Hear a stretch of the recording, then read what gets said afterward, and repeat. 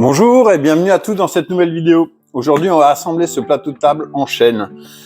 Idéalement, l'assemblage, je l'aurais fait avec des rainures et une fausse languette. Mais là, j'ai pas de toupie et donc je me sens pas de le faire à défonceuse. Donc je vais l'assembler avec des lamellos. On va prendre du 10 par 80. J'en mettrai un tous les 35-40 cm. Ça devrait largement suffire.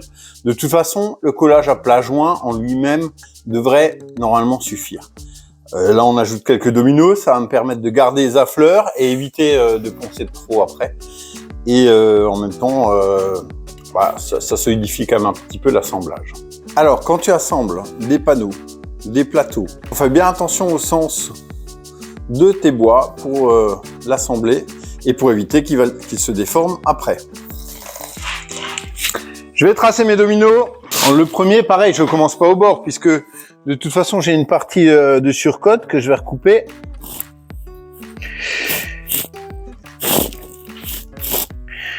Je vais faire tous les 40.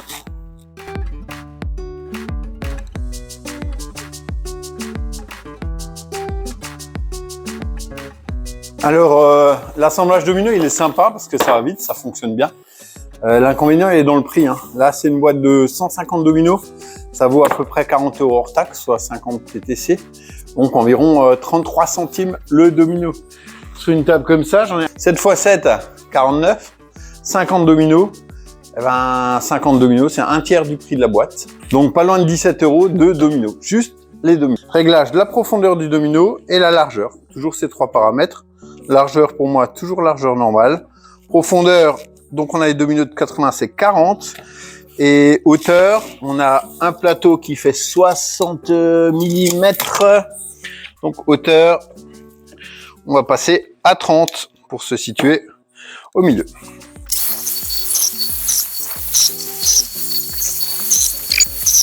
Ah, ça fait des beaux morceaux quand même.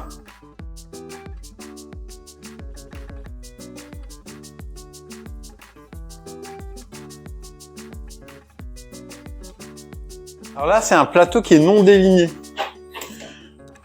Donc sur ce plateau, je vais garder les bords de mon bois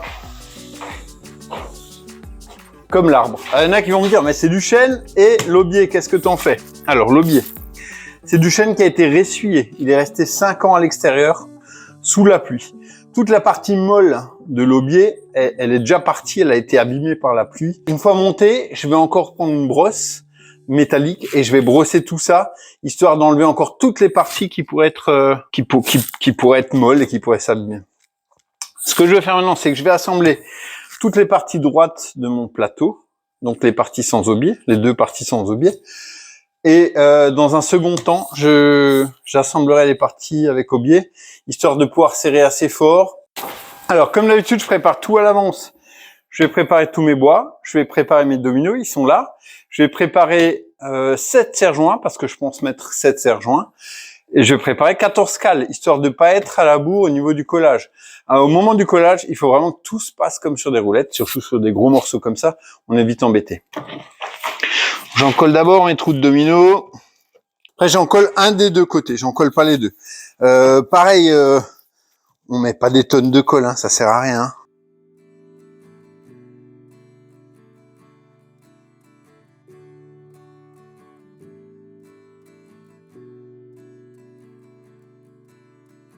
Ça, c'est le temps ouvert, c'est le temps où il faut pas trop traîner.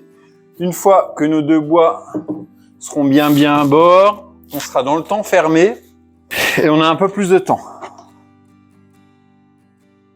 Voilà, donc maintenant on est au niveau de mes deux bois dans le temps fermé. Il y a moins d'air, donc forcément vous avez un petit peu plus de temps pour agir. Cependant, le bois aspire quand même.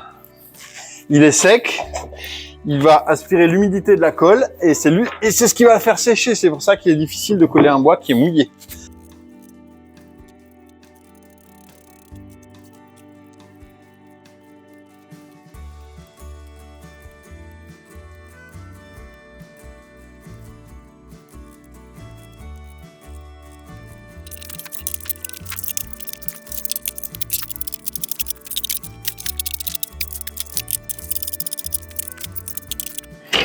Les petites cales de serrage comme ça n'a pas juste l'avantage de ne pas marquer le bois, ça a aussi l'avantage de répartir un petit peu la force de serrage. Donc prenez pas des cales qui soient trop ridicules. Voilà, ce matin, on passe au collage des deux, j'allais dire à l'aise, mais bon, ça fait des grosses alaises.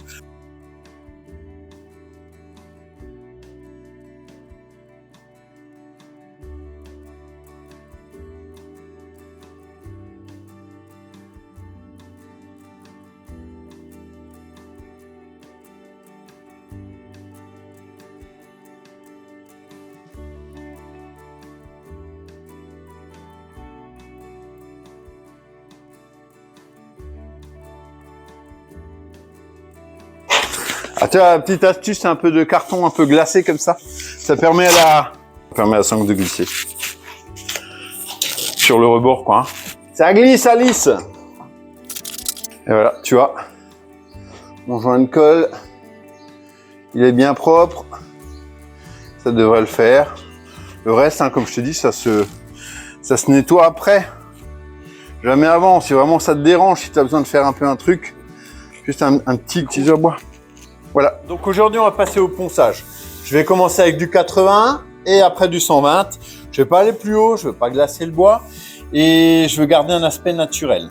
Alors, avant de poncer, je vais déjà commencer avec mon ciseau à bois à enlever toutes les petites boulettes de colle. Si tu as ces boulettes qui sont très dures et qui passent en dessous et qui roulent, qui se décollent et qui roulent, eh ben, tu vas marquer la surface de ton bois et tu vas avoir ça en plus à poncer. Donc tout ça, toutes ces petites boulettes là, ben, tu les enlèves déjà au ciseau à bois. Donc on va faire avec le tank 80 et 120 et après un coup de ponçage avec l'excentrique à 120 et on s'arrêtera là.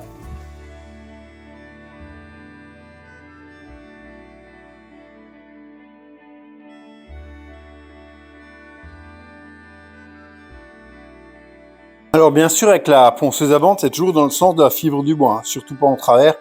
Parce que là, ça fait des marques qui sont tout de suite très profondes. Le bois, il n'est pas toujours parfait. C'est le cas, par exemple, de celui-là. Et donc, si le fil n'est pas parfaitement droit, tu peux avoir, par exemple, un petit peu d'arrachement au rabotage. Cet arrachement, s'il est trop profond, tu vas pas poncer 3 mm pour rattraper. J'utilise, dans ces cas-là, un petit peu de pâte à bois. Mais tu vois, c'est vraiment très très peu et c'est vraiment dans des endroits vraiment pas très profonds. Hein. C'est vraiment à peine... Et je le fais entre la première et la deuxième couche de ponçage. Maintenant, en attendant que ça sèche, je vais passer au brossage de mes champs. Alors pour ça, j'utilise une machine qui s'appelle une brosseuse. Je vais commencer d'abord avec un rouleau métal et je finirai avec ce rouleau qui correspond à peu près à du 80. C'est un rouleau en nylon.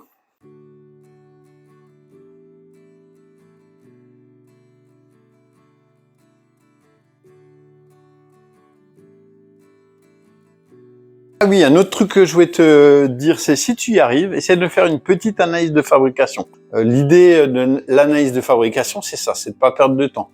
Si tu dois passer, par exemple, ta scie toupie de scie en toupie, revenir en toupie, tu vas perdre du temps. Essaie de bien penser ton travail à l'avance pour pouvoir faire toutes tes opérations dans un ordre logique et sans devoir revenir après en arrière à dérégler ou à re-régler une machine que tu avais déjà pointée, par exemple.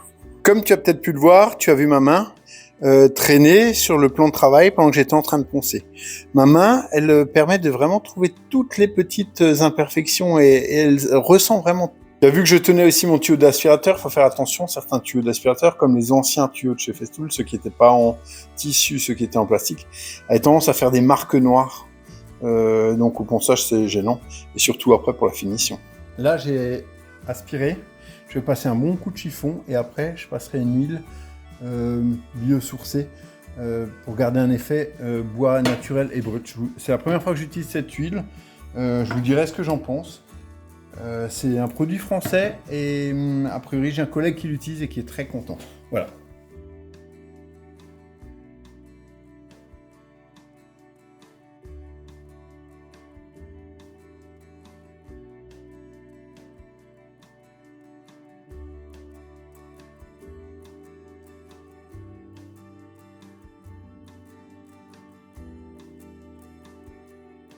J'aime beaucoup ce produit. En plus, le bois me semble bien protégé, contrairement à d'autres produits que j'ai déjà utilisés.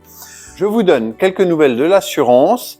Les experts, une fois que les deux experts sont d'accord, le dossier est transmis à l'assurance et ça devrait se régler dans les 2 ou 3 semaines suivantes. Donc encore peut-être un petit mois d'attente. J'ai besoin de vous pour un avis sur le nouveau logo. Donc je vous mets par ici les logos.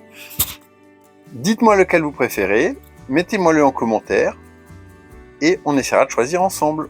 Je vous remercie d'avoir regardé cette vidéo. Mettez un petit commentaire, un petit pouce et abonnez-vous si vous ne l'êtes pas encore abonné. Merci à tous et bonne semaine, à la semaine prochaine. Au revoir.